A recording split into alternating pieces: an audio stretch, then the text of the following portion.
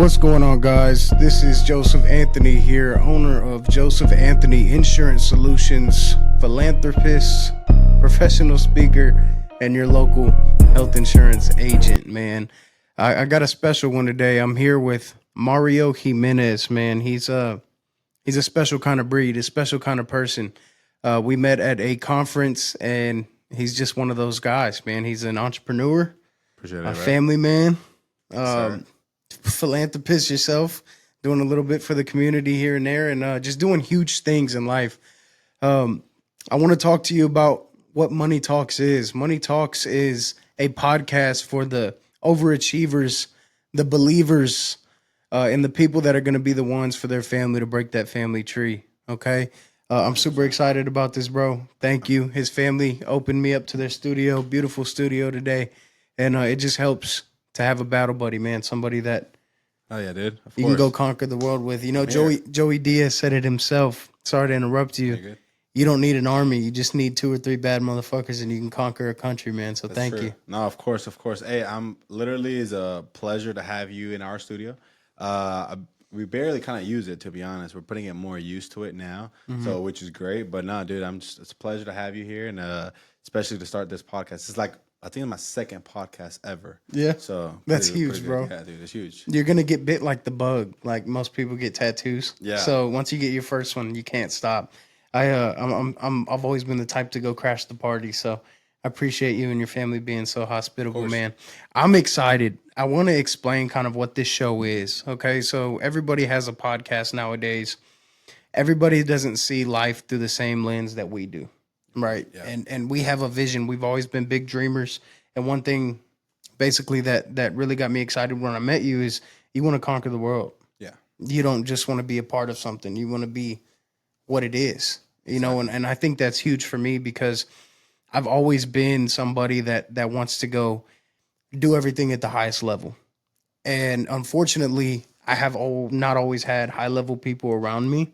And so when I met you, you can tell your energy vibrated, and that was a man that was going to take over. We were at a 8% conference. Shout out to Cody Askins. Shout out to Cody Askins for real, dude. You're my friend, and you're gonna become my best friend later on the road. But it's funny. I told him that last year too. I said, "Get used to this face, bro. You're gonna start seeing it," and that just shows how much we're alike because everybody's kind of quiet. They're on edge. We got people worth $200-300 million in the room. And man, you stand up. Why would you not want to talk to them? Like, come on, be now, surprised, dude. Brother. You'd be surprised. Like, not everybody operates like that, but you're one of those people, man. So I have a few notes here. I kind of want to be very intentional with our time, but I don't want to have a script. Okay, I want this to flow natural, and I really want to dive into your brain because I spent a lot of time thinking I was the outcast. I was the black sheep. Everybody said that, you know, just go get a job and go to college and then get a good life for yourself. I don't want a good life. I want a great life. Exactly. I know too many people that don't operate the way that we do, that have a lot more. And it's one, because they're not afraid to ask, but 2, they're not afraid to work. And so you're the type of individual, correct me if I'm wrong, that had opportunity but never had anything handed to them. Well, you know, to start off kind of like with my story and how I became Mario, I guess, or flowing with Rio. Dude, I mean, graduated high school, the age of 18. My mom was already kind of doing this business. She wasn't like booming it like how she is now. Right.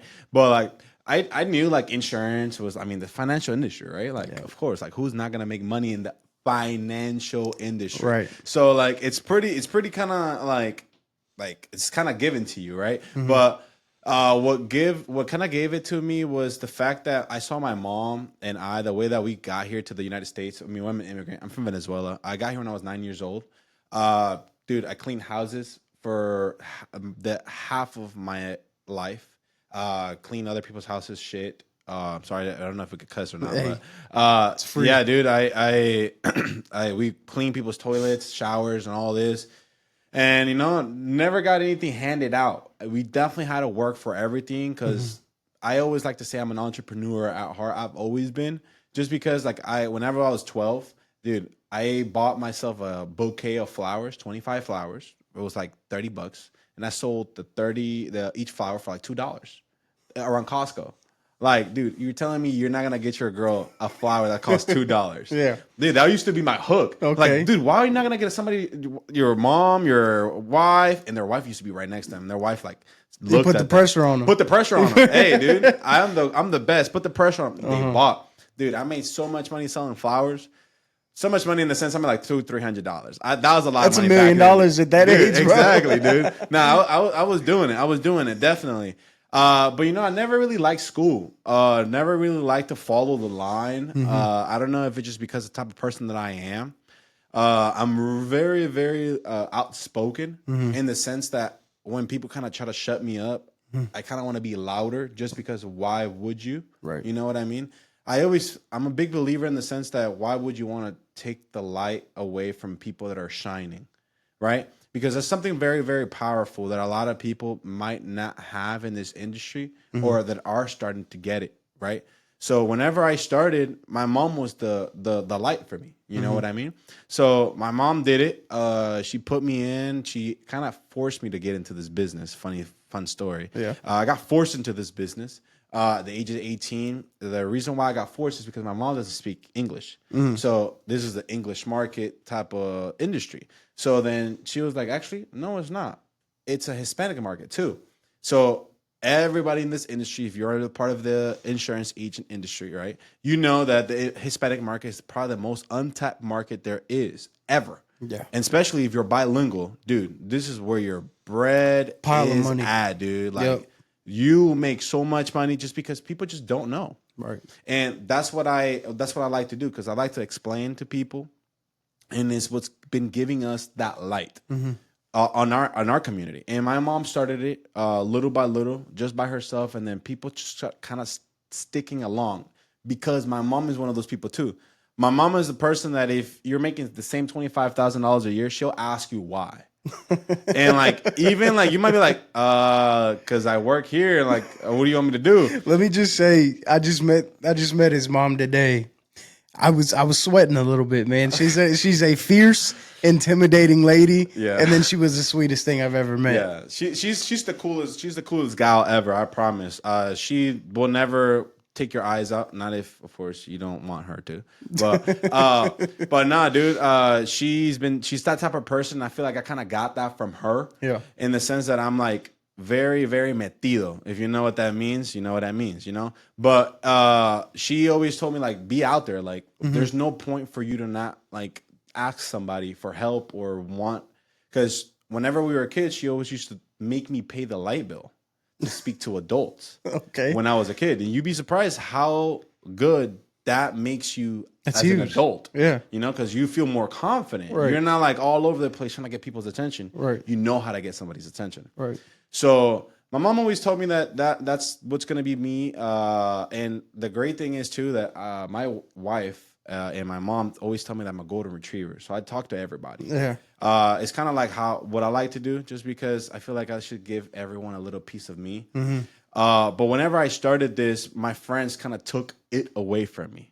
Right? Okay. Explain that. I'm curious. Yeah. So the same way that I am now, like, I have the same light. I've always had the same light. I always like to say that, and it's not because I like to call myself like, oh, like I feel like I'm better than others. No, it's not that. It's like, whenever you know, you know. Right. Like, you know you're different, dude. Like, you can't not say that you're not different. You know you're different. So then whenever I was 18, got my insurance license, brand new. Virgin, dude. Virgin. Literally. Yeah. I told my mom I didn't want to work with her. I worked on my own because my mom and I didn't have that great of a relationship because we're too alike. Yeah. So two alike people clash heads. Are you like a little rebellious? Do you have a little bit of 100%. rebellion? Yeah. 100%. That's me. I got you. So yeah, no, the rebellious came from school, really. A funny thing is, and I'll touch a little bit about that because I have my biggest and number one supporter ever. Hopefully he's listening to this. Mr. Murdoch. He was my algebra 1, my pre-algebra teacher.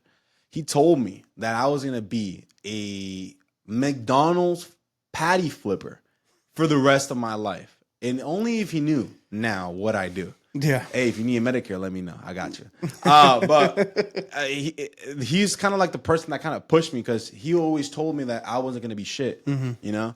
And I used to tell my mom used to get very mad at him. And she's like, don't let him outshine you. You outshine him. Right. You know, and I did. You know, I'm looking at my life now.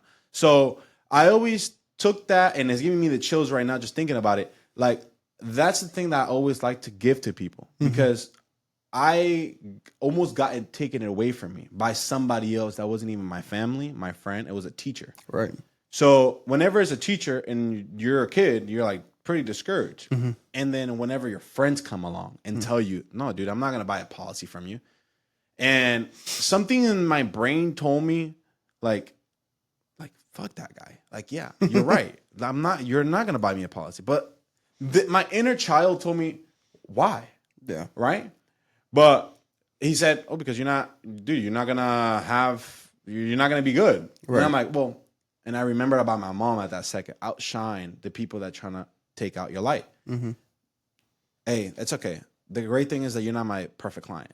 And right then and there, dude, my life kicked off. Right there. Yeah. I graduated high school. I became an insurance agent full time, and I was 1099. My friends told me that. Nobody believed in me. I like to play basketball. I was always around my friends type of thing, or at least I thought they were my friends, right? Dude, I kept going. I kept grinding. They kept inviting me out. I wanted to go out, but something in my brain told me that why would I keep giving that person my energy, my value energy? Because whenever you think about it later down the road, and especially now that we're older, right? But looking back then, like, giving that to somebody is so powerful. Like, you don't understand what just giving the right to somebody, if it's your mom, if it's your dad, if it's your brother, if it's your cousin, whoever it could be, because it could be anybody.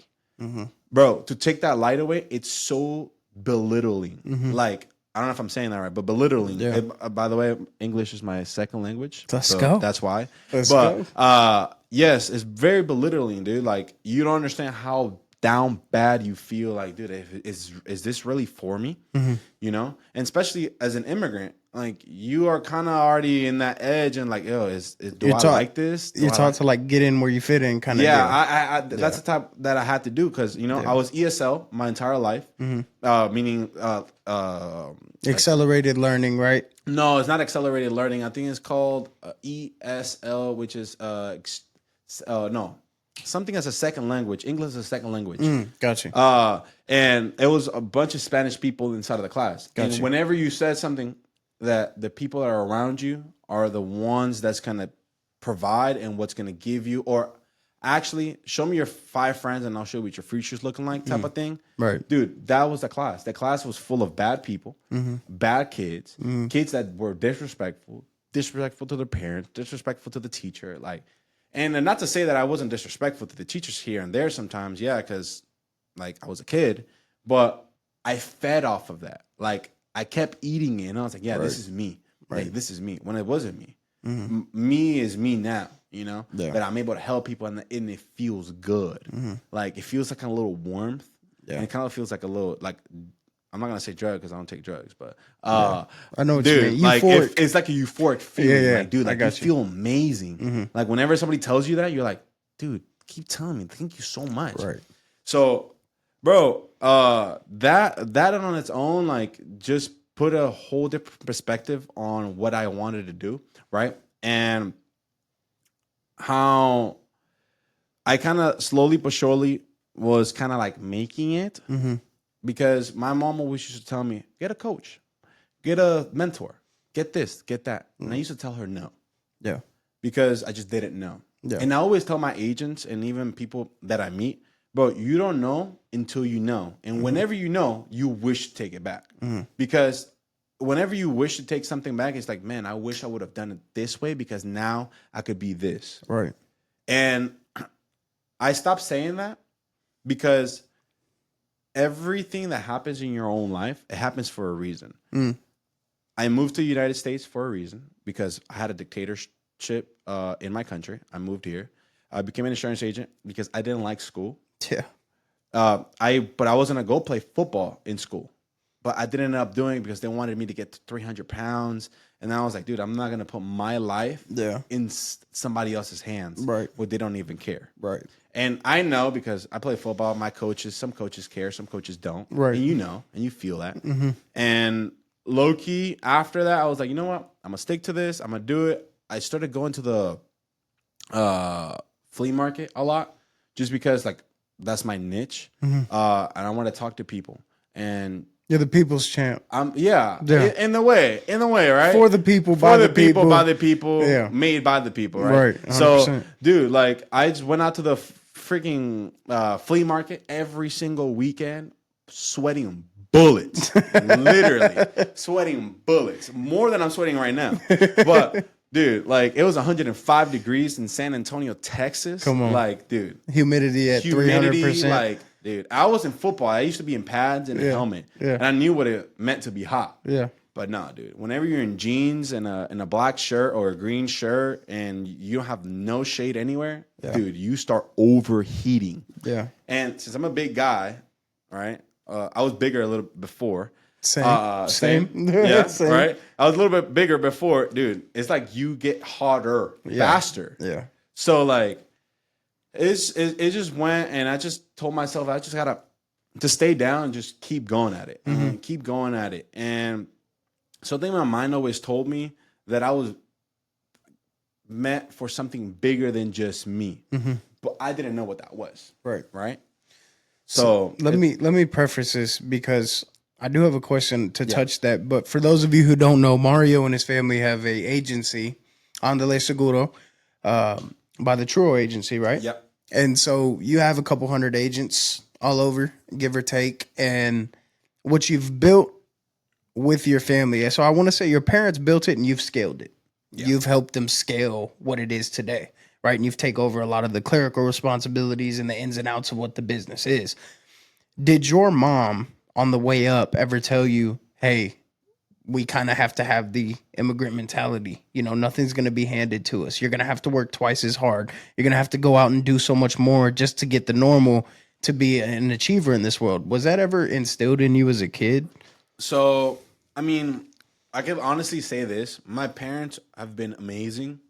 I honestly, I know I've heard a lot of stories that people's parents are really bad towards them. Yeah. And vice versa, you know? Yeah. So, shout out mom and dad. Love you. Shout out to my mom, papa. I love you guys. But dude, so as a immigrant parent, my mom always used to tell me that I just can't get in trouble with the law. Okay. So she always used to tell me that I'm in a borrowed country.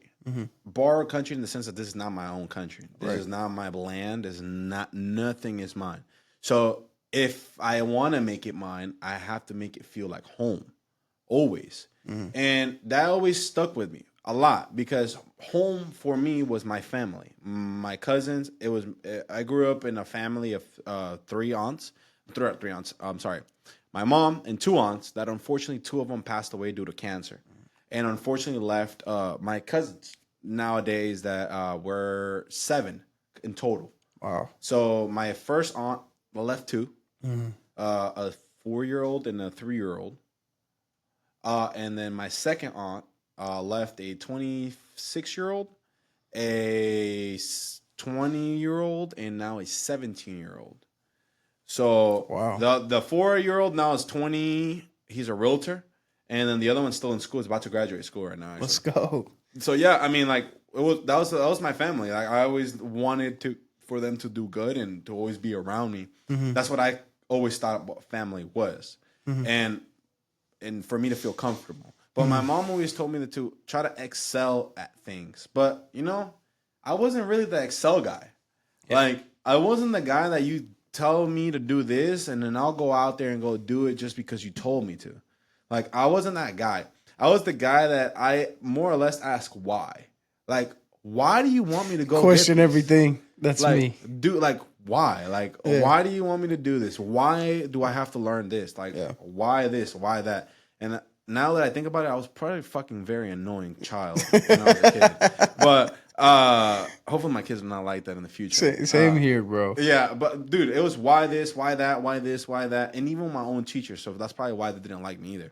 So, dude, like I just try to be the most like mellow middle child, doesn't get in trouble but gets in trouble here and there type of situation because I just didn't like people to tell me what to do. But at the same time, I had to listen to my mom. Yeah. You know, and I didn't want to be a menace either. Right. You know, like the YNs, if y'all know what that is. Yeah. I'm a millennial, by the way, millennial here. Yeah, well, we're speaking to the millennials, and then I'm sure our y'all our know older YNs are. yeah, our older audience. For those of you who don't know, YNs are this group of young children, between the ages of 12 and 18 that are just terrorizing the streets right now. I would say 20. Okay, we'll go 12 and 20. They're just terrorizing the city. Terrorizing kids. Don't listen to anybody. Literally. Live by their own accord and want to make everybody's life hell. And so you were kind of you weren't there, but I was under that. Right. Yeah. So my mom always told me that to do good, and whenever we were in Florida,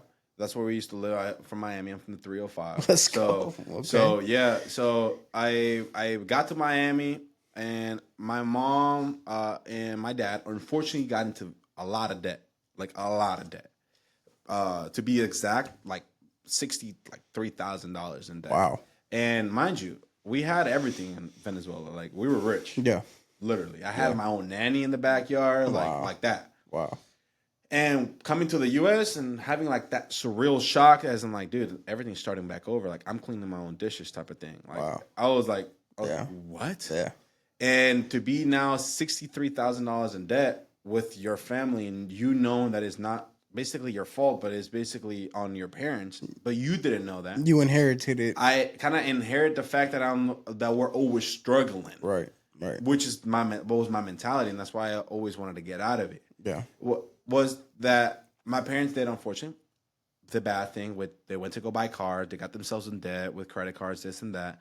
Our country, unfortunately, the dollar to what our peso was very, very drastically changing every single day. Yeah. And after that, my dad got a job in ProPetro. Shout out to ProPetro for giving my dad a job. Shout out. Dude, came here to Texas. My dad loved Texas after that, you know, and he missed us. And then he was like, dude, I want you guys to be here.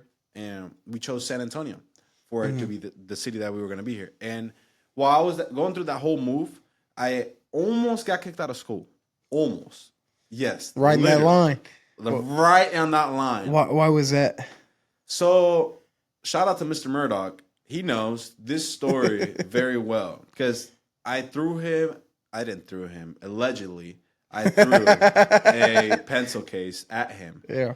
Which I did not. Because there's no video proof, nothing. But Mr. Murdoch had it coming because he always picking with me. Always, dude. Like, this guy was, I promise you he was racist, but I lived in Miami, so it wasn't such a thing.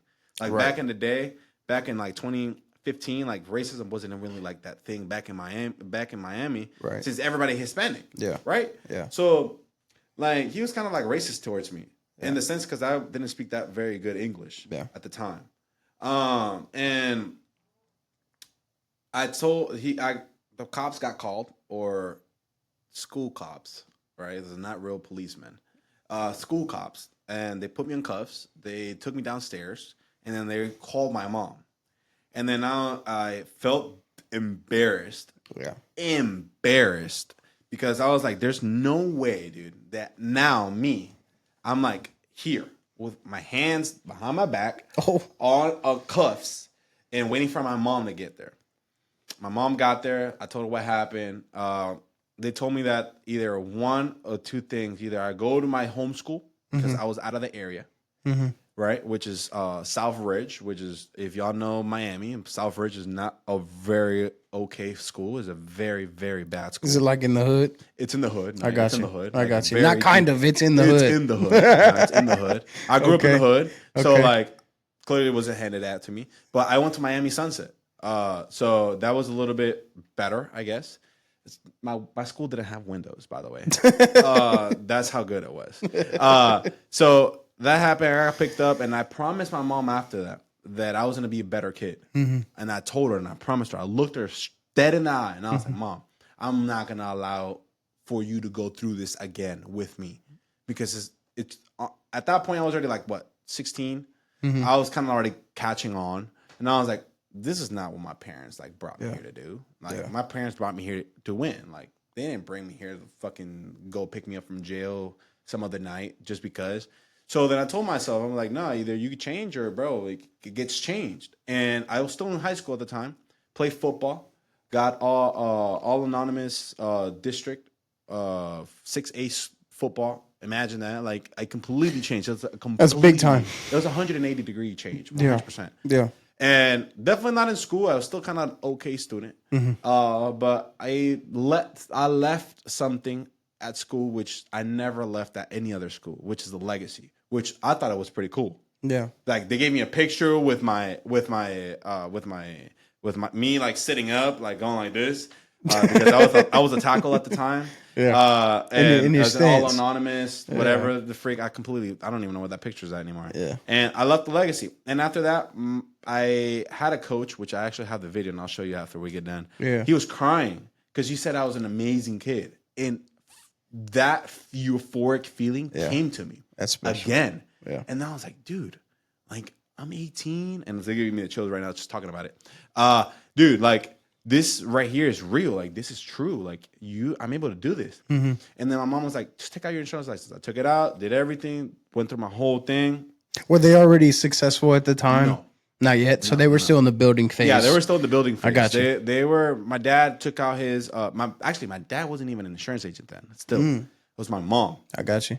So back then, ACA, which is what we focus on, wasn't that big, or a lot of people didn't know about it. And the people that did, knew, but they didn't really care to. So us as Hispanic people and our niche being Hispanic speaking individuals, my mom just kind of got the ball, rolled it, and hit blackjack. Dude, blackjack. Is it blackjack? Yeah, I think it's blackjack. She won. Dude, she figured it won out. The freaking lottery, dude. Okay, like come on. here. So because a lot of people didn't know. Yeah. And they're like, dude, this is the lady that's helping you get insurance in Spanish. Nobody here is helping you. Da, da, da, da, da. Dude, my mom grew from having like 400 members to having over 3,000 members. Like, it was insane. She cornered the market. Dude, it was crazy. Yeah. I've never seen this many people call in one phone. like, dude, like we were like sitting. It was me, my dad, my brother, my mom's assistant at the time, which is Shay Madi, she's actually an agent of ours now.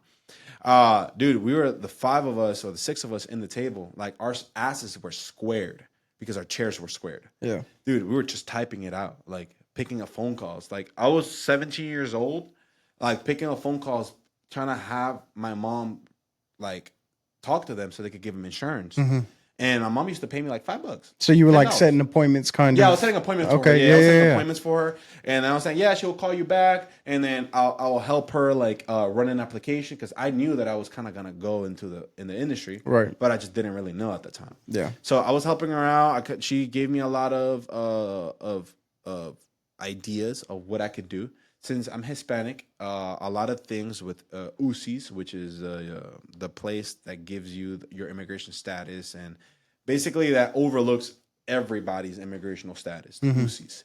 I don't know what it stands for right now. They're the gatekeepers. The gatekeepers, basically. Yeah, I got you. So we have a document called an I-797, which is your notice of action, which is what you get whenever you're about to get your papers. But that paper is called a work permit, and you're supposed to renew it every single year, right? So my mom gave me that to make money. Is that like a visa, like a work visa? It's a work permit. It's a work. So that means they know you're already here. The government. Yeah, the government knows that you're already here. Now you're going to make this money legally. Correct. And legitimate. Correct. So Gotcha. they basically give you a social security and they give you a work permit. Okay. So you're no longer using your IT number. So you can actually use your own social security. Step up. That's a step up. Let's that go. people want to get to. Okay. Right. Yeah, so yeah. I help people renew that, and I help people apply for it because we Venezuelans had to do the same thing.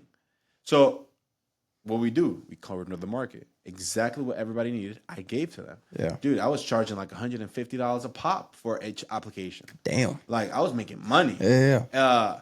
And then after that, I was like, dude, this is pretty nice. Like, let me just do this. And then I realized that I didn't want to keep doing it because it was so long. Like it was such a long work for no reason for $150. Like the whole process The whole process was just very long. I got you. And people that I was working with they didn't want to give me the information, and if they did, they gave it to me incorrectly. So it was a lot of back and forth. Yeah, I got you. And after that, I took my license. And funny thing is, I didn't work with my mom. I know I've been saying I've been taking my license for a long time. It's just a story. I got you. I took out my license and I went to go work for another company. I'm not going to say the name because I'm not going to give them airtime. But I went to a life company that I not like. I was there for 6 months, cold calling people. Okay. I know y'all hate cold callers too. Me too. Hey.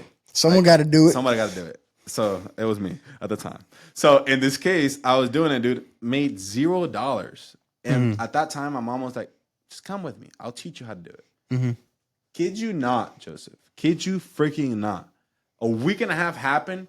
I already had my contracts, my certifications, everything. I got my first client. Come on. And I was like, dude, what the heck? And it wasn't even a Spanish client. It was an English client. So I was like, yeah, here. And mind you, I didn't know nothing. I was literally in a Nissan Versa hatchback, 2007, silver. My mom took, back in the day, I don't know if the cars still do this. I haven't done this in my car. But the head thing of your car, she took it off. She took it off, dude. She turned around. She started talking to me, walking me through the call. I'm like, what I need to tell him. And I was translating back to her. Yeah. Because it was in English. My mother doesn't speak English. She speaks Spanish. I'm translating it to her. This is what he's saying. Tell him this. Tell him this. Tell him this. Dude, I freaking closed them. And I was like, I felt like on top of the world. I was going to say, how'd that feel? I felt on top of the world. I felt like I was like, dude, You're the man. Nobody can mess with me. You're the man. I was the man. Dude. I made $25 freaking dollars. And I was the man. Yep. Dude, I was like, this is incredible. And then after that, I went to go tell my best friend, Kat. He was like, dude, that's awesome. He was a very supportive guy. I love Kat. This is my friend for forever, my brother. But he told me, dude, that's awesome. And after that, that other guy that told me that never was going to buy from me came around again. Yeah. And told me, bro, just come play basketball with us, bro. You know that shit's not going to work. I was like, bro, okay. You don't know. Funny thing is, as a kid, you unfortunately listen to your friends. Yep. But not at the... I'm not saying at the level that I listened to him that it wasn't going to work, because look at me now. But in the sense that, yeah, I'm going to go play basketball and hear them chop everything that I was doing down.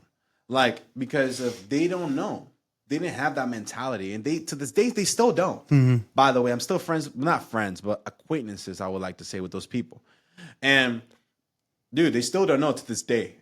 And it's insane. They were living in the world's hands. The world wasn't in their hands. Yeah, right? No, for sure. These people were football players. You know, they thought that they were gonna go play football. Yeah. They did.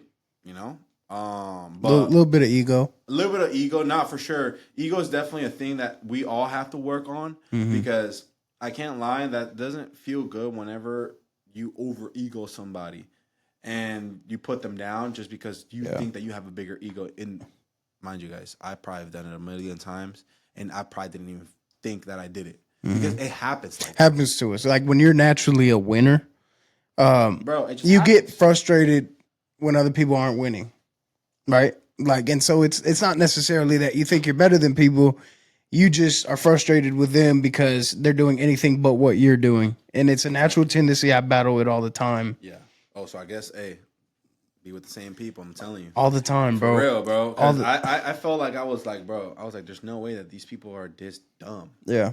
And I'm a big, huge fan with Alex Hormozy. Yeah. That's my guy. He's gonna be the godfather of my children one day. Oh my goodness. But he doesn't know that yet. But he's the man. We're put in the universe for sure. No, that's I'm right. putting it every single time in the universe. That's right. For sure. But dude, they chopped everything down. Unfortunately, I gave in that day, and I told my mom that I didn't want to keep doing it. She told me no, that I didn't have no choice. And I was like, okay, I guess this is my life. Yeah. And then after that, dude, it just started climbing. Little by little, COVID hit. Oh, man. Yeah, exactly. So right as you're starting to progress, so I'm going to backtrack a little bit. So you get out of high school, and your mom tells you, she's like, this is what you're going to do. She kind of knew some of your talents before you knew, right? And she knew that you were going to discover them. It just took this route, right? And so I want to preface by saying the financial industry, and this is a fact, has made more millionaires than any other industry in America. That's oil, gas. Like the financial industry can turn rags to riches 100%. And overnight, for sure. right. And your mom's kind of she's paved the way through, she didn't have a road. She dug it up, made it dirt, and then paved that motherfucker so you could come in and I didn't even say dirt. I would say gravel. Gravel, yeah, and It was tough, dude. It was tough. Yeah, and she knew basically what you could do, and so your rebellious mind said, "I'm going to take out my license, but I'm not going to work for you. I'm going to go work for somebody else because I think like that too." And so you go in and you start working for somebody else. It's like 6 months, and you're just pounding the phones, right? But you already had a little bit of knowledge from seeing how your mom operated her business, and so you came in there and you're like, "I've seen it work. Maybe if I just do it long enough, it will work."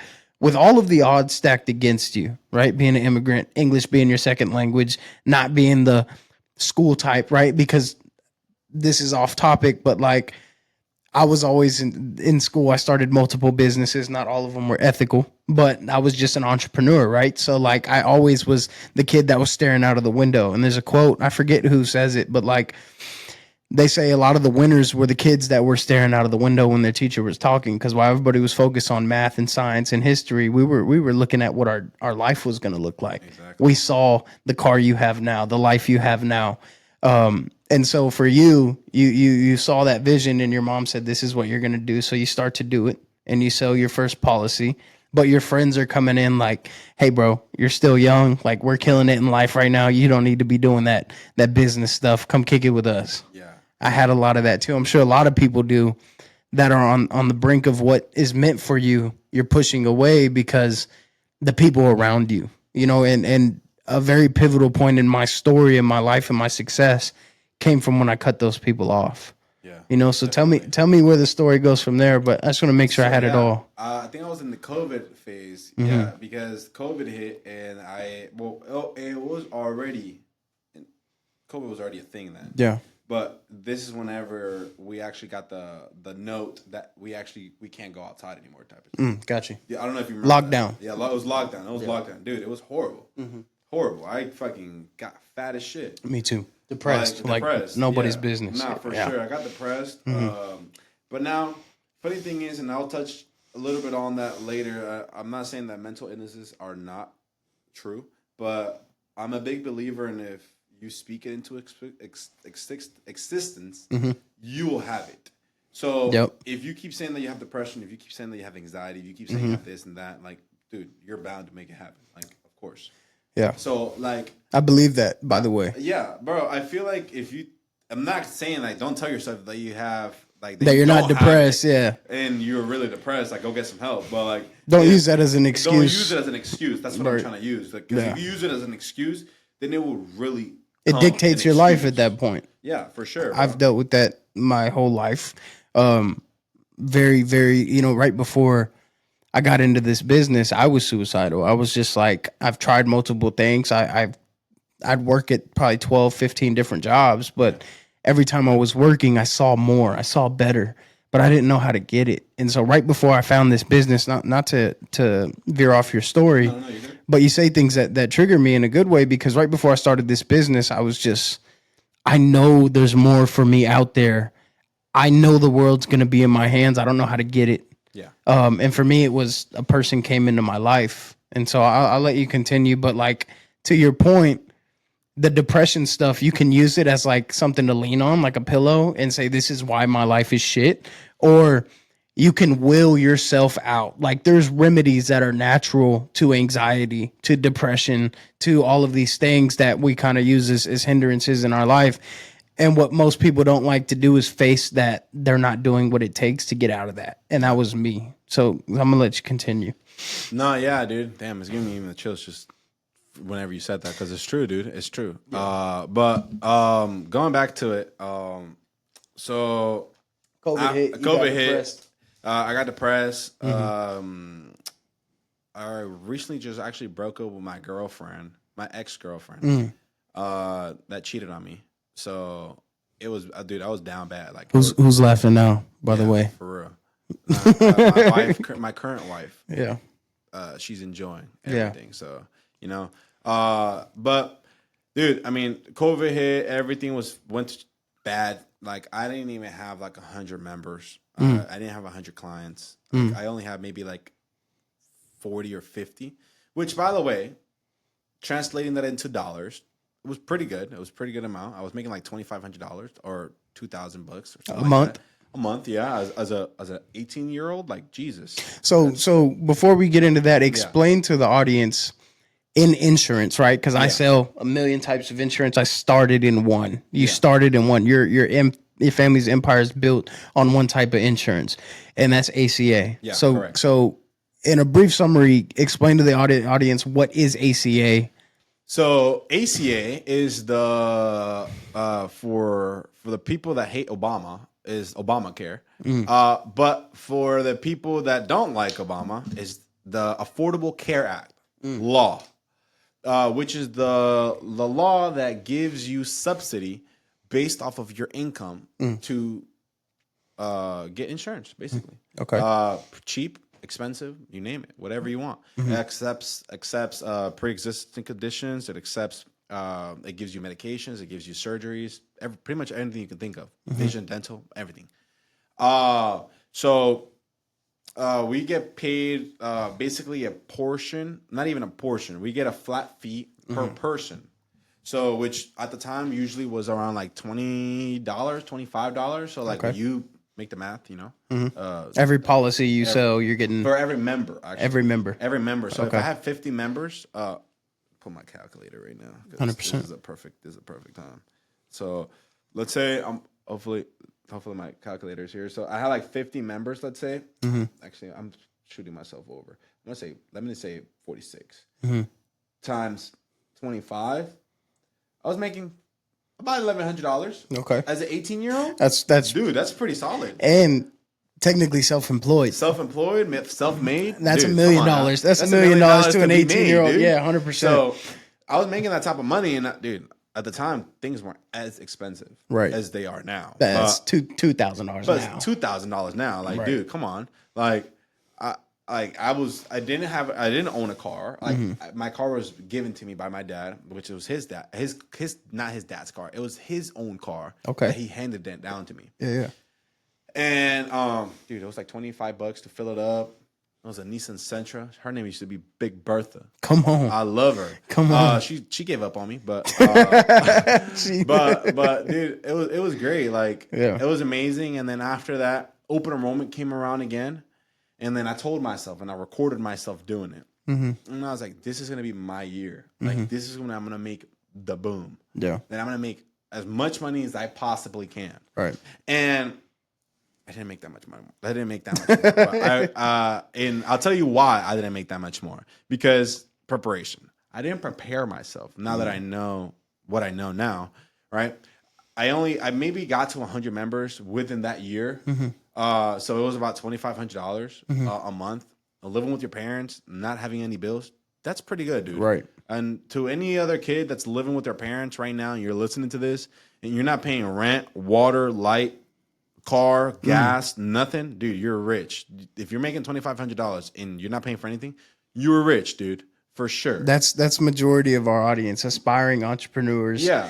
Explain to them that is a good situation to be in. Dude, you're in the best situation possible because you don't have rent, you don't have people to bother you, which is only maybe, I guess, your parents. Yeah. But like people are actually believing in you, and like you're in a safe environment, and that you know that you're not gonna get kicked out tomorrow, in the day of tomorrow. Right. So it was very, very huge on my eyes that I had my parents there, but I had the second hand that was given to me, which is an agency. Yeah. I didn't even know, dude. Like, I didn't even know what an agency was. I just knew that we just hired agents and trained them, and I gave them the support that here locally. In the sense, like, if it was an event, if it was like an English client and then they needed to close them, I was me, and then they gave me the client, of course, because they don't speak English. Gotcha. And dude, my book started growing little by little. Hit 200 members, then 300, then 400. Then I was like, dude, I'm making like $10,000 a month. Like, this is berserk. That's and like I was like, what? I was like 20, 19 years old, Mm-hmm. making that amount of money. And Yeah. I was like, this is insane. I got to tell everybody. And I did. And the people that you said that, That friend group. my friend group or my Mm-hmm. acquaintances Yeah. that told me bro, that were living life on their own terms.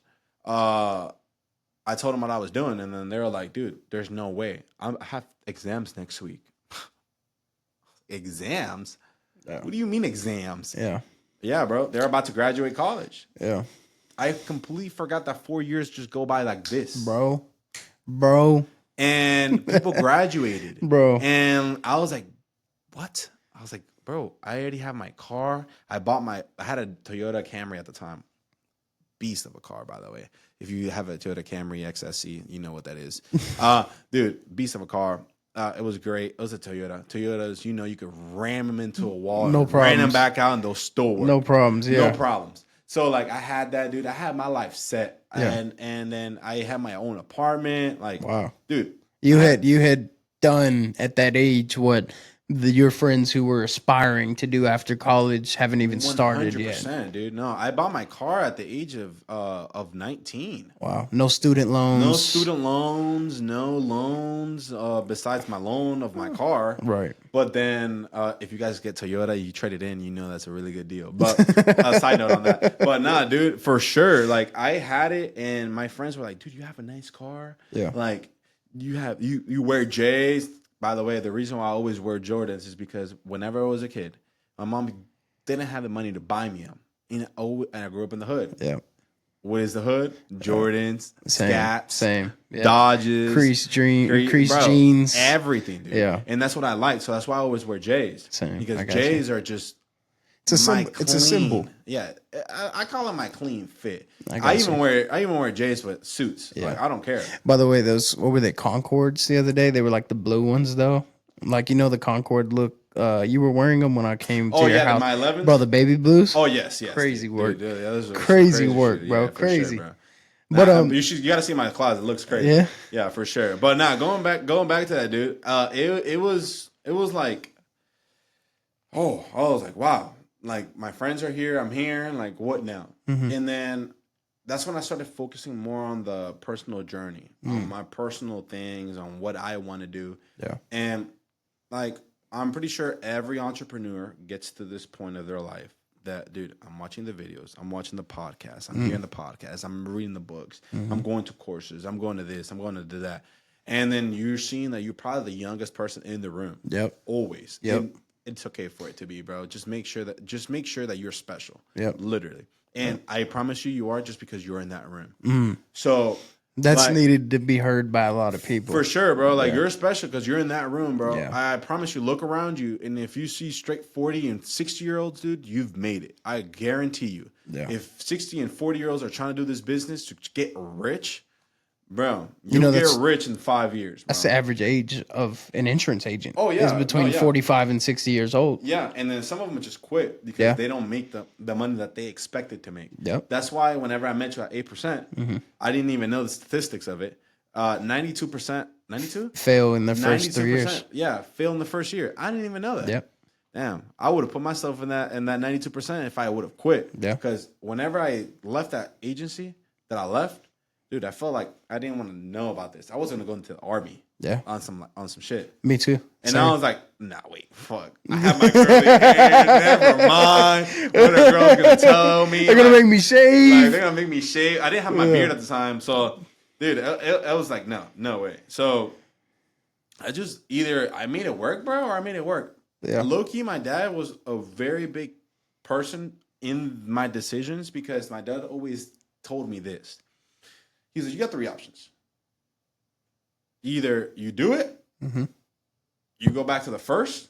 The third one, go back to the first. Like, bro, you only got one fucking goal. You like, only got one fucking option, bro. Fucking option. Go do it. Go do it. Yeah. Like, go Yeah. do it. Like, Yeah. and I was like, and I always thought about it, and I'm like, bro, I guess I'll go fucking do it. And scrunching my teeth, like, I guess I'm gonna go do it. Like, Yeah. And that's what I guess gave me it. Like, bro, I'm gonna do it. Like, nobody's gonna put nothing in front of me and tell me that I can't do it. Because there's a saying, Hispanic saying, if you close the front door, go through the window. If they close that window, go through the other window. If they close that window, go through the back door. If they close the back door, go through the chimney. If they close the chimney, go through the upstairs bedroom. Go through the garage if you Go have through to. the garage. Yeah. Go through anywhere you know. And people that have worked with me, and if you're listening to this, you know some of them are scared of me because of the type. Not because I'm scary. It's just because of the level of how passionate I am. Yep. Because people sometimes forget that this is the two-way street. Being an insurance agent is a two-way street for your agency, for your carriers, for your clinics, for the people you even insure.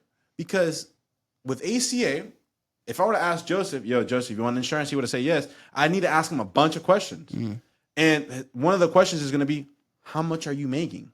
And people feel like, oh, no. We're not supposed to talk about that. Exactly. I don't want you to know how much money I make. Right. So then it's kind of like it's an uphill battle. It's an uphill battle after that, and you're like, dude, people are telling me no, people are telling me this. Right. No, bro. Just tell them straight up, be transparent. And being transparent is what's given me the fear of others because people are afraid to speak up. I'm not. Yeah. I'm willing to tell you. And I even showed you with the guy from the other company that we're not going to mention because I work with him. What he did. Thinking that it was a one-way street. Nobody. This is not a one-way street. This is a two-way street. Yeah. You don't just get this from me and I don't expect it from you. Exactly. No. So like if me and you are friends, and I love that we're friends now, dude, the same thing that you were telling me whenever we first met, like, dude, I got so much value from this conversation and vice versa. And that's just by being transparent. Right. I was just being transparent and you felt that, right? Yeah. I felt the same thing. Yeah. So it just goes to show that it works. I'm not telling you something that doesn't work.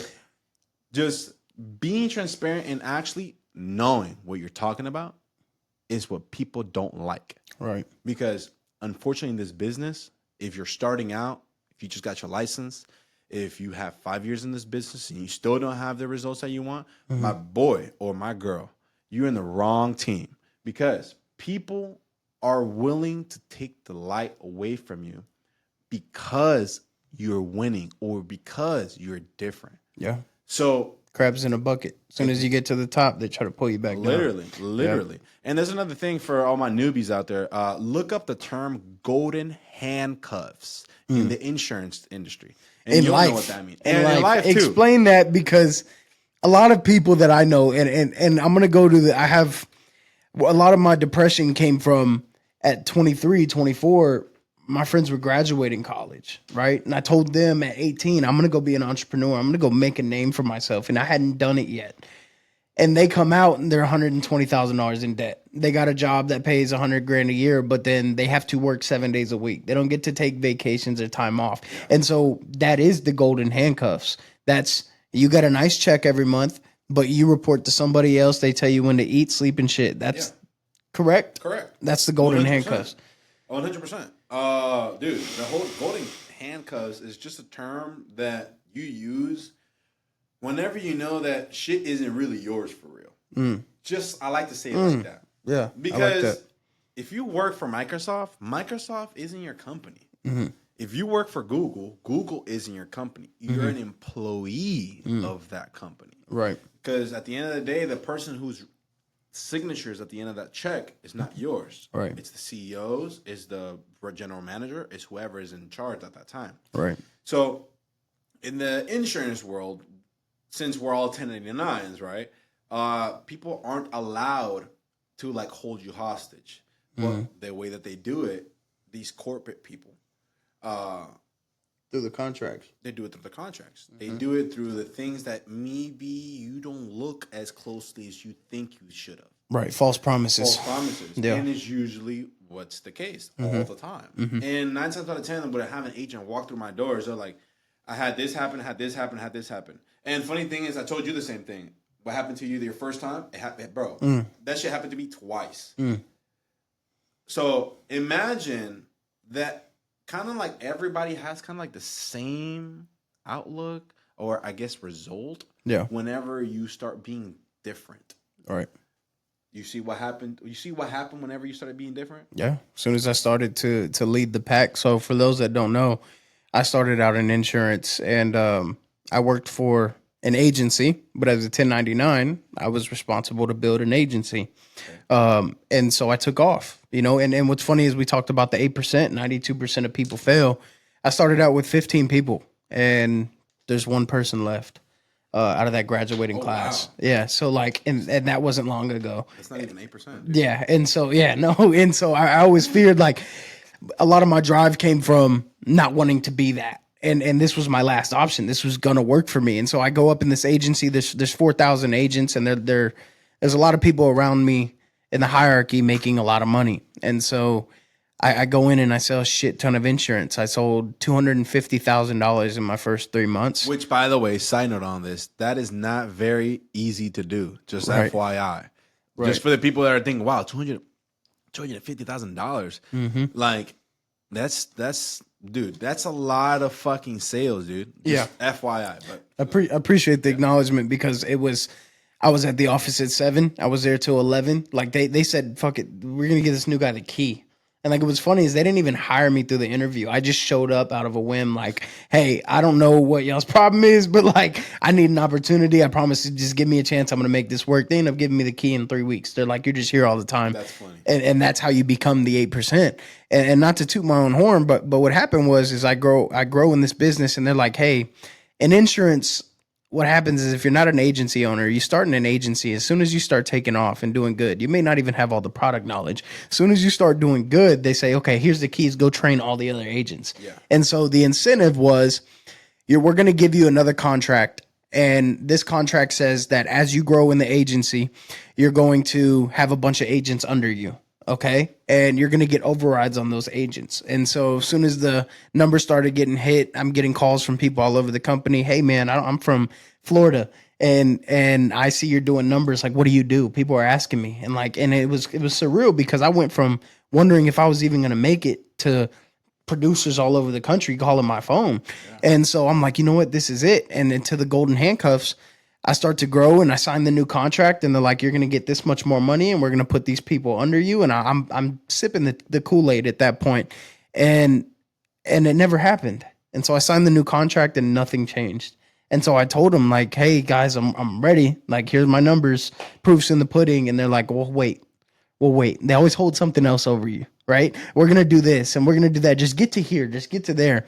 And they didn't. And so what was the hardest point in my life, going from being nobody to being the man to not having any support, because what happens is they believe in you until you start to do better than they do, and then they don't like you anymore.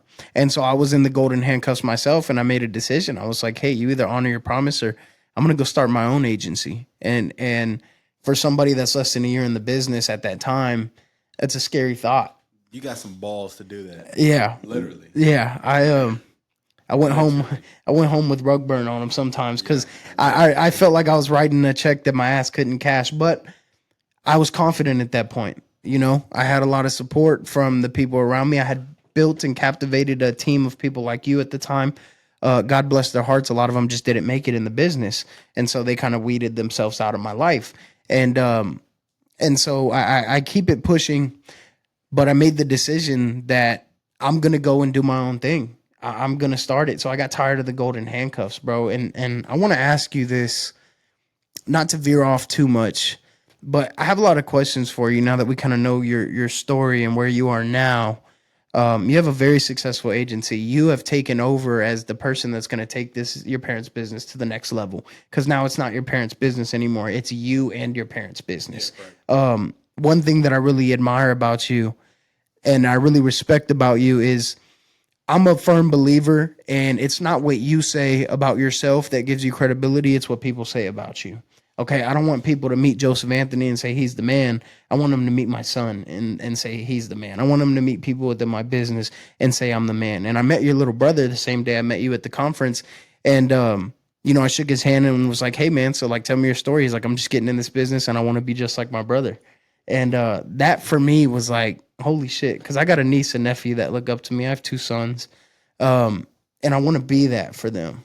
And so when he said that, that told me all I needed to hear about you. Because here's a kid, bright-eyed, bushy-tailed, that is full of piss and vinegar, ready to take on the world, doesn't know where he's going, but trust your lead and trust to follow you. So I want to ask you a few questions for our audience here that are more in depth.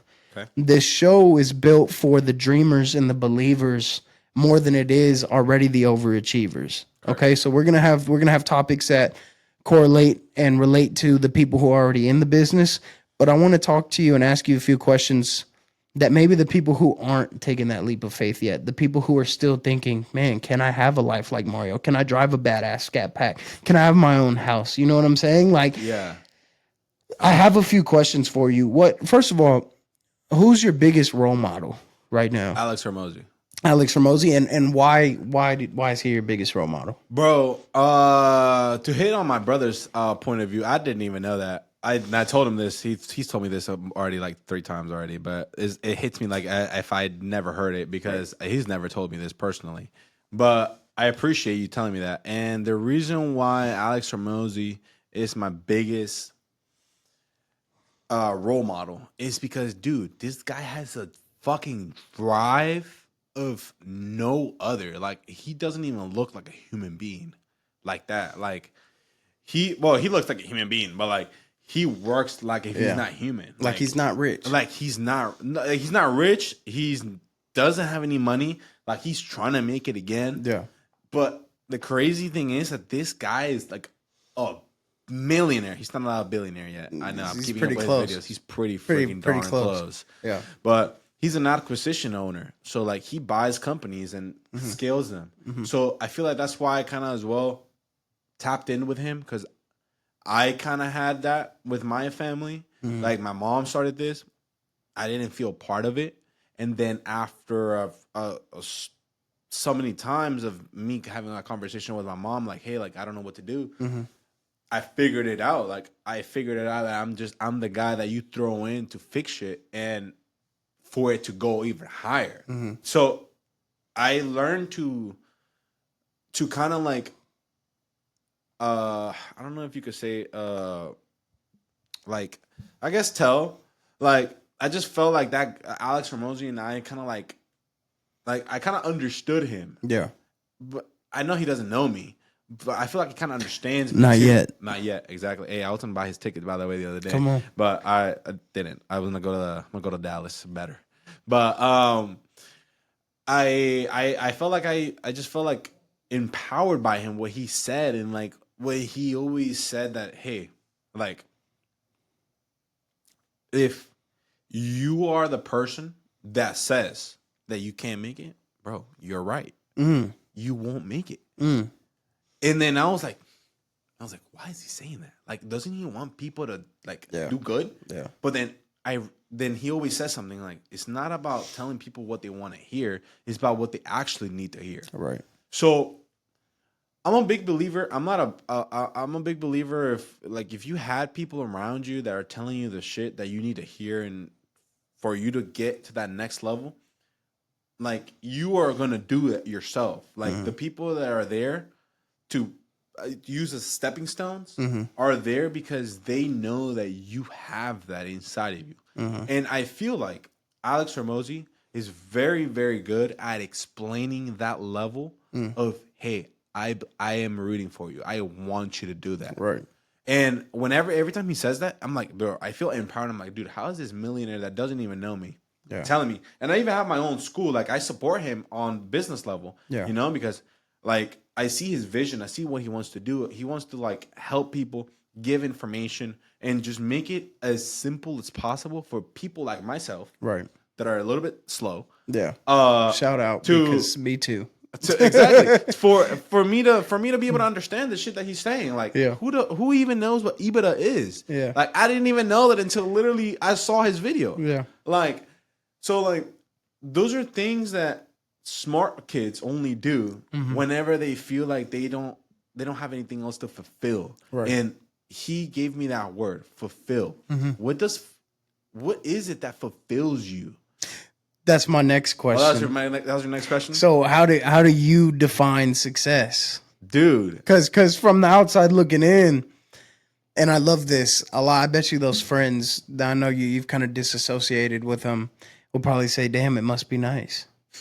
But how do you define success? What does success mean to you in terms of being Um, fulfilled? Fulfilled is probably part of it. Number one, for being fulfilled mentally, Yeah. it's not about the money. Mm. It's about what you do with the money. Mm. So being fulfilled for me really is kind of like, I'm still trying to figure that out yet. Okay. So, fulfilled for me now today, whatever date it is in March of 2025, for me, fulfilled means that, bro, everything is paid for. Mm. I'm able to go anywhere I want, Yeah. whenever I want, Yeah. with the people I want. Right. So never use money as an objective to do something. Mm. Always go deeper. Like, why do you really want it? Mm. My why was because I wanted to drive fast cars. Come on. And I wanted to have a house. Come and I wanted to on. be financially independent. That was my why. Yeah. But then whenever I reached that why, then I asked myself the same question that Alex Ramosi asked himself. I have all this money. What now? Mm-hmm. Like, what is next? Yeah. So then, little by little, I started like feeling more part of the teaching community in the sense that I'm already to a level in my life that I feel like I'm content. I mean, I'm definitely gonna keep going. Yeah. But I'm content with my life right now. I don't have nobody to answer to. Like, Beautiful wife, nice house, nice car, 2 dogs, family's happy. Yeah, literally everybody's Yeah. happy. Like Yeah. everybody's making money. So like, Yep. like why would I keep going? Right. Right. Right. Why would I keep going is because I know that there's somebody else out there like myself. Bro, it's so funny. It's like this relationship will always thrive because we piggyback off of Yeah. each other. My next question is so really to answer that question, it sounds like freedom. Freedom is success to you. Yeah. Reaching a level of freedom, being sure. able to live on your own accord. So it's not really to me the money that drives you. Money's the vehicle to get to what you want, and Like that's always. freedom ultimately. And right? always should be. Money never should be the object. Relationships, time, and the most valuable thing, self-understanding. Which we always put us last, which is kind of crazy. Right. Because like you said, you mentioned all these people before me. Right. Right? But I really do it for them. 100%. You know? Not for here. me. Same here. I mostly do it for them just because I get an enjoyment out of knowing that my girl is literally, that's not my wife currently right now, but it will be out. That's why I call her my wife. Is literally home, not doing anything. Let's go. Bro. Let's go. And she's 20 years old now. Yeah. She's a realtor. She's Right. an insurance agent too. Yeah. But like, she's a grinder. She she's just a grinder. doesn't. She just doesn't have she to. doesn't have to. Right, Like, right. why would she? Yeah.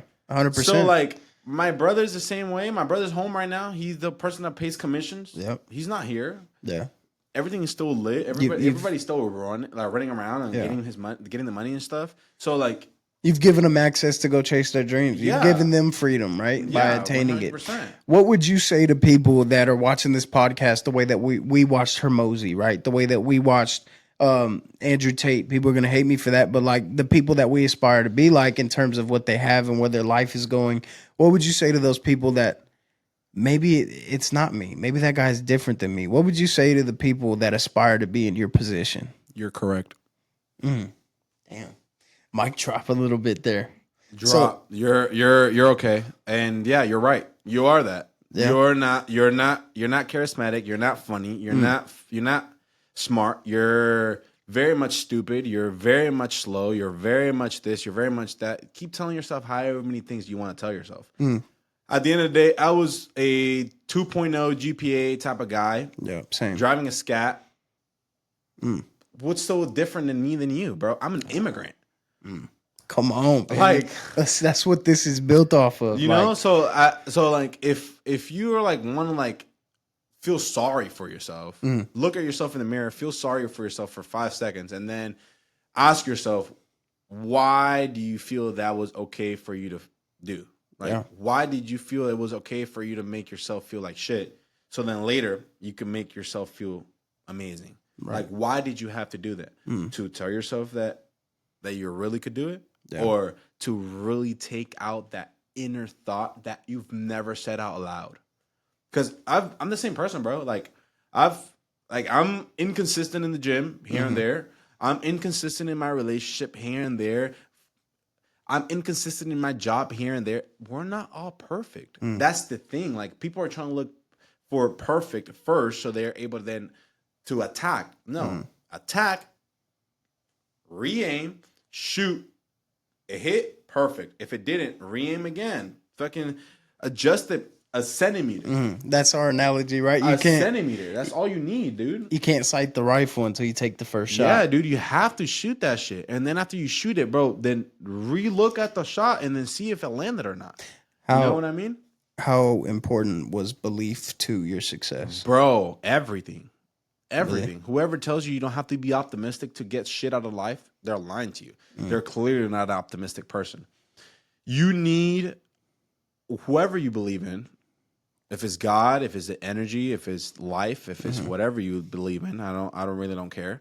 I personally believe in God. I always think that God is always with us, and if He is not putting you where you need to be, it's probably because you're probably not there. It's not your time yet, huh? Not your time yet. And the great analogy that I always tell everybody is this: you right now, that's sitting right here and listening to this video, listen to my voice. If you right now, wherever you're at in your life currently, if I were to give you $1 million tomorrow, give you $1 million, what would you do with it? Hey, come on. Are you going to go spend it on a house, cars, hoes, sorry for my language, but girls or guys? Yeah. Like, whatever you like. Yeah. Drugs, this, that. Like, that's what you're going to go do. Because that is what the level of brain capacity you have right now. To better say the word. Not to be rude or nothing. But brain capacity. Because I'm the same way, dude. I didn't like to read. I didn't want to do this. I didn't want to do that. And I had to do it because I realized that the people that were there, that's what they said. Now I'm like, whoa, these motherfuckers are clearly saying something that all of them just got in the same page, or all of them just kind of know, or they kind of just know each other. Yeah. No, everybody tells you, bro, you need to start somewhere. You need to start here. You need to start there. You need to start reading books. First book that I read was Atomic Habits. Because I had really bad habits when I was a 18-year-old. Same. Really bad habits. My mom made me read Rich Dad, Poor Dad. Okay. Just because she made me didn't mean that it stuck with me. Right. So I read that, and dude, I believe it takes 21 days for you to like completely break it. People say that. I feel like it takes a lot more than that. A lot more. I'm doing 75 hard, and like what's funny is I'm on day 44, and I realized like up until day 32, it is when, maybe even day 38 is like when it went from something I did to just what I do. And so a lot of people, and the reason I say that is because a lot of people will say that they'll try something for 21 days, and then when they don't just do it automatically, they'll give up on it. Like for some people, it'll take 10 days. And for some people like us, you have to pound that shit into your head to where it's just what you do. And like, I actually said this was 75 hard. I was like, I wonder how many days. I started reading David Goggins' book, Can't Hurt Me, and I just finished it a few weeks ago. But I was like, I wonder how many pages, because I hate reading, it's going to take me to want to read more. And it was 176 pages. The book's 290, and I read 10 pages a day. So 17 days worth of reading before I wanted to read more. You know, and like, to me, that just showed me like, it's not going to come when I want it to, but I have to force those good habits on myself. That's why I say God works in very mysterious ways. So whenever you're not ready, He's probably telling you. Right. And a lot of people don't realize, like, it may not be your time. Maybe God has so much for you, but He knows you're going to piss it away. Like, for me, the humility that I have in business and in my relationships comes from being the man and losing it all and having to build it back.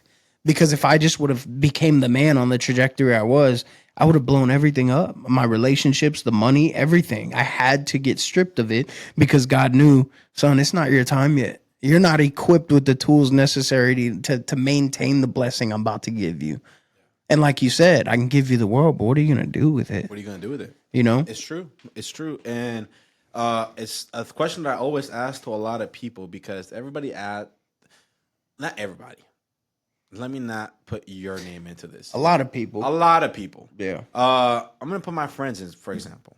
Dude, first thing that my friends always told me is that, dude, I want to be like you. Bro. Then do exactly what I did.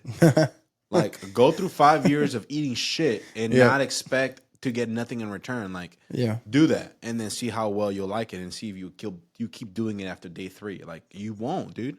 You won't like it. You won't go through the same things that I went through. Right. I know that because the same things that I went through, you won't have to go through because if you come with me, dude, I tell you, and it's the reason why when you read books, you're supposed to shortcut every single path that you might be able to do. Like if it's life, if it's a relationship, if it's money, if it's the Bible with God, if it's whatever. Like everybody needs to take it always to a next level. And the beautiful thing you said, it took you 17 days for you to be able to want to read more. Want, not need. Right. Want to read more.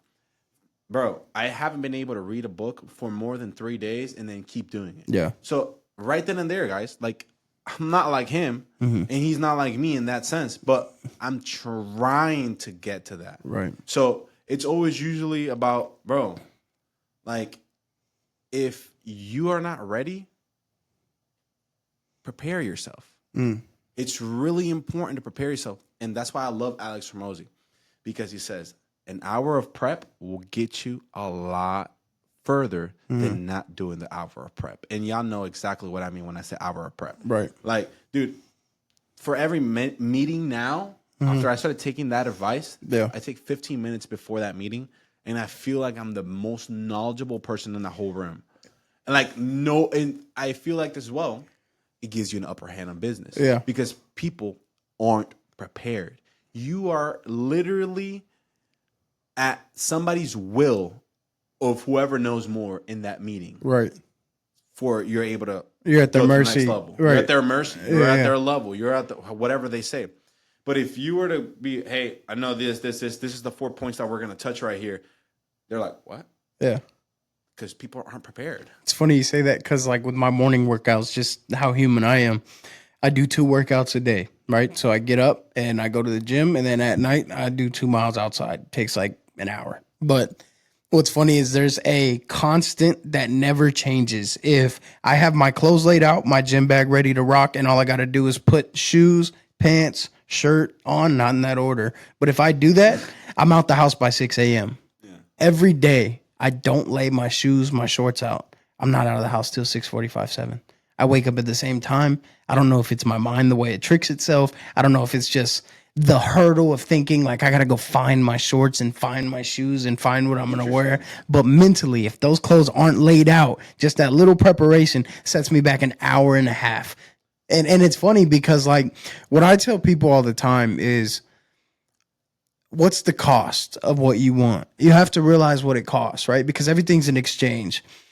The cost of what it takes to be Mario is going through a business where you had to turn some friends down at some point, is going in trying to work for a company for 6 months, then to only get shit on by COVID that put a dent in your business, then to going in and having to deal with a breakup while dealing with 2 separate language barriers and trying to learn this and trying to navigate what you want for yourself versus what your parents want for you. The constant nights of like, is this shit gonna work? Is this really for me? What else should I be doing? And the regret of maybe I should have went to school. Dealing with that mental stress is the cost to be Mario. Yeah. And people don't realize, like, yeah, they want Mario's life. They want Mario's car, but are you willing to pay that price? Right? Just to be here today, to sit in front of you and do something that a lot of people wish they would do, it takes endless fucking preparation. It takes me sitting down. Dude, the words that go through my head are the most graphic, horrific curse words just to open a book. Because I will sit there and be like, you motherfucking, this dumbass shit I don't want to fucking read today. Like, the list goes on, and then I open the book. Because Joe Rogan said something one time. He was like, listen, in every life, Kevin Hart said this on Joe Rogan. He says, everything you do, there's a chapter in your life. There's a story. There's a chapter. A lot of things you do may not even be a chapter. It's just a small part, but you think it is. But at the end of the day, when people read that book, when you die, how good was your book? And the way we make our books good, the way we become better authors of our life is by becoming the superhero that we'd always thought we could be or that we've always wanted to be. But what people don't realize is the middle part. So there's me, the loser I am now, how people talk to themselves, and then there's this motherfucker that doesn't lose. The middle part is the work. And that's what people don't want to do. And in that is those daily disciplines, like laying my shorts out, right? Like being prepared, like taking time to go learn a second language, right? Like asking questions. And what I'd say to the people that are depressed or discouraged is you have to will yourself out through hard work and strenuous effort in order to become the person that even has a chance at winning in what you want to do. And people don't realize the cost and the price that you have to pay to live the life that you live, to do the things that I'm able to do, you know? And if people realize how simple it is, it's not easy, but it's simple, and just did the work, everything they want would come true for them. And the life that they want, the legacy they want to leave is in that. And, you know, I want to open it up for maybe the last segment of this show. And is there any, because I enjoy conversation with you. We hang out probably more than I hang out with anybody else now. Cigar talk is the best for me. But is there any perspective or questions that you have for myself? Like, so, yeah, dude. I mean, dang, I wish we would have freaking recorded this and I actually met you, because I kind of already know. But you're really good at freaking asking questions, which I admire, because that's some of the things that I'm becoming better at, trying to ask better questions. But honestly, I mean, like, my only question to you is this. What made you, because I know this, but I want them to know. right. What made you do it in a year and a half? Because, and some backstory on this, by the way, guys. And the reason why I'm saying a year and a half is because he only has a year and a half with his license. And like I said, we're the 8%, right? Shout out to Cody Askins. 92% of people don't make it in this industry. A year and a half in, he decided to jump ship to his own yacht. Really, to say it like that. Because as a person that did it and that's doing it now, it took me 3 years to jump ship. So the experiences and everything that you went through for you to make that decision, I want to know, like, okay, you were there. What was going through your head for you to say, this is it, or it's me, or it's that, or it's this, instead of you joining that 92% of people that quit? I want to know that, because it's very important, guys, because I wanted to quit too at the beginning, become part of the 92%. Every day.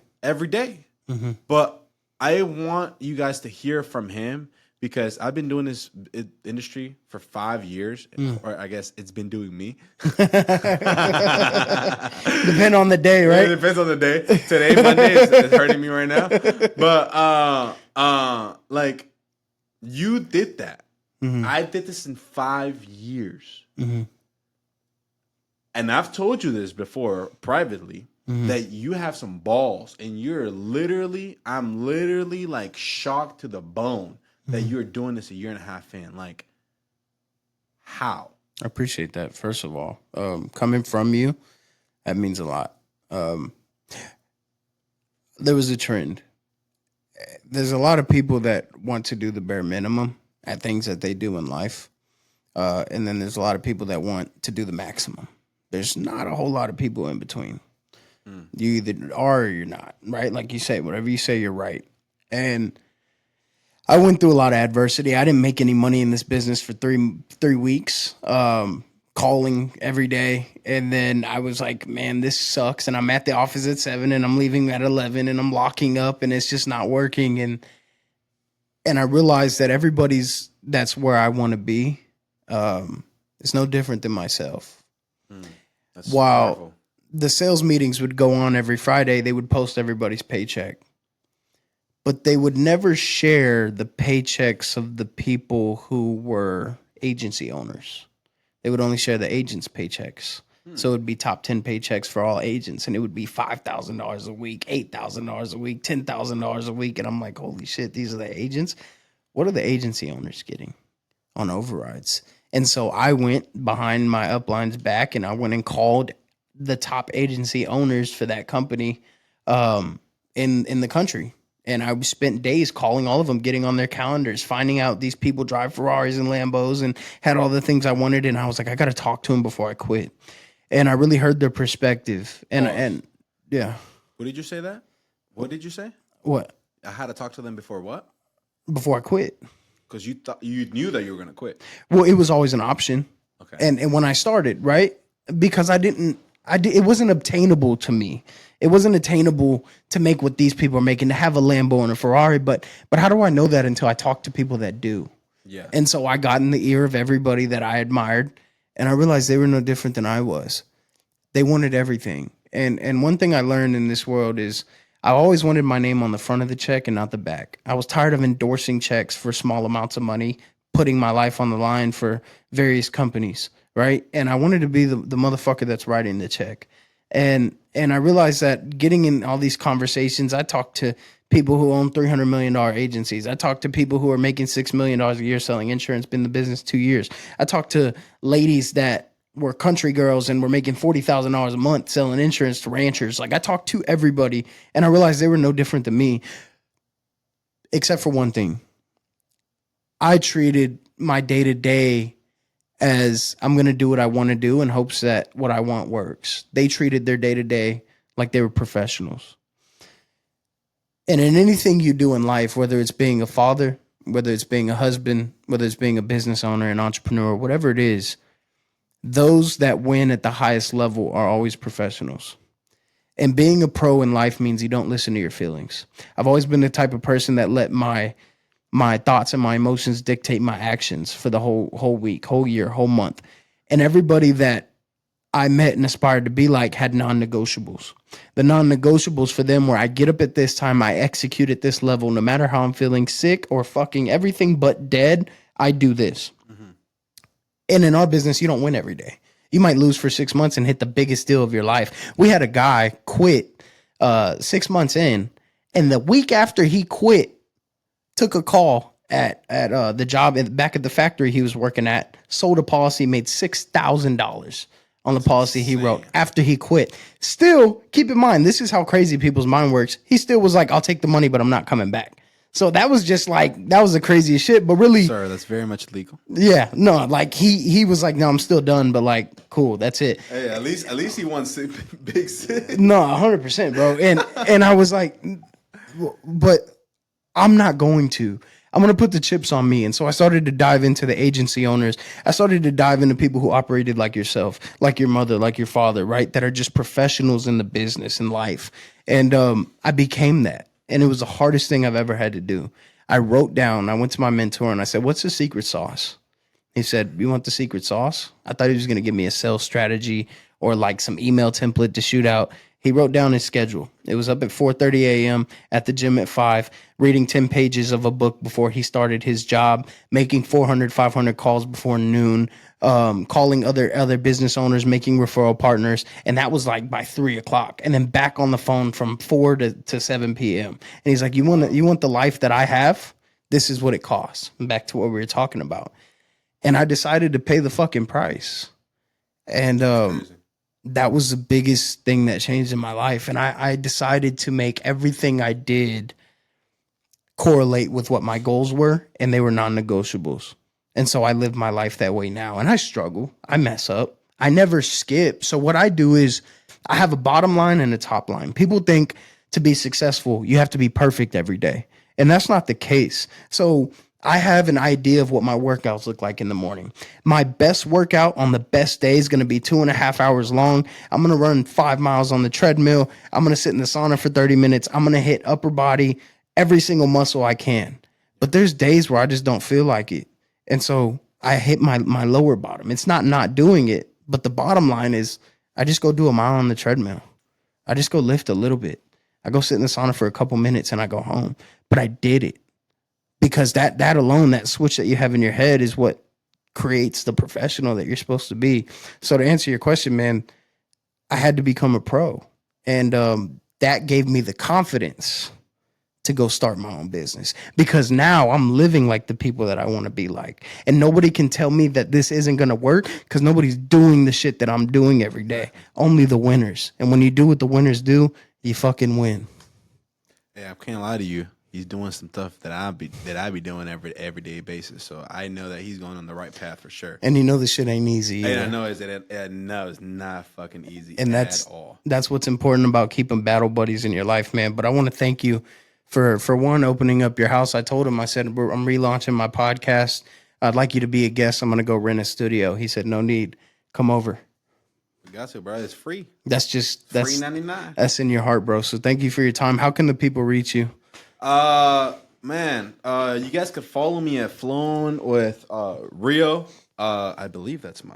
Hold up, I'm actually still pretty bad at this stuff. Yeah, all good, man. You're good at talking about everybody else but yourself. Huh? Yeah, man. Yeah, so Flown with Rio. That's actually my Instagram right here. So, I put a couple videos up online about basically kind of my life and what I do. And when people have questions, I mean, they kind of just reach out to me, and I kind of like to talk to people just to get an understanding on if I could even be of help, right? Because a lot of people feel like I guess I could be their answer, right? But then I talk to them and they don't want the same things. Yeah. And then I'm like, my values and yours don't align. Then I would suggest you to. The beautiful thing is I still suggest you what to do. I never tell you what to do. I suggest you what to do, because I'm not here to tell you anything, how to live your life. I'm still trying to learn how to live my own. Why would I tell you how to live yours? You know what I mean? So follow me on Instagram. I'm going to be there posting my stuff. I'm going to be doing more podcasts, with my boy right here, and then hopefully do a co-star type of podcast. This is pretty cool. Second podcast ever. So I do have a school as well. Phenomenal, by the way, bro. Yeah, it's phenomenal. I couldn't tell that it was your second. I've done probably 20 just in the last year. Oh yeah, and I couldn't tell, bro. Oh, you couldn't? You made this effortless on my part. That's so good, thank man. you, That's dog. good. That's good. Hey, I just be talking for real. So, but nah. If you guys ever want to reach out to me, y'all can reach out to me on my DMs. I would love to talk to you. I do have a community as well on school. Coaching program. Well, you called it a coaching program. I'm more or less calling it like a survival guide. Oh. To be honest with you. Okay. Because on the entrepreneurial trip, because this is a trip. Yeah. Really. There's a lot of things that you got to learn. A lot of resources, like your mentor said. What is the first thing that he taught you? His schedule. Dude, is as simple but as big as that. And I always tell my agents is by your calendar. So I give you the things that help me, because at the end of the day, I can only tell you what has worked for me, and I can't tell you what has worked for others because I'm not them. Right. But I always speak to you from my heart, very transparent. If you guys want to reach out to me on the DMs or in the school, and I'll help you guys out 100%. Appreciate it, man. This has been the first episode of Money Talks. And remember, guys, your dreams aren't going to come true for you. You got to go make that shit happen. And the way you do is by being a pro, man. I'm going to put all of Mario's links in the description below. YouTube, Facebook.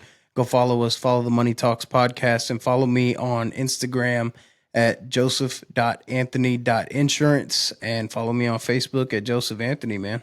Love you to death. Go chase your dreams. Hell yeah, dude. Peace out. Have a good one. Man.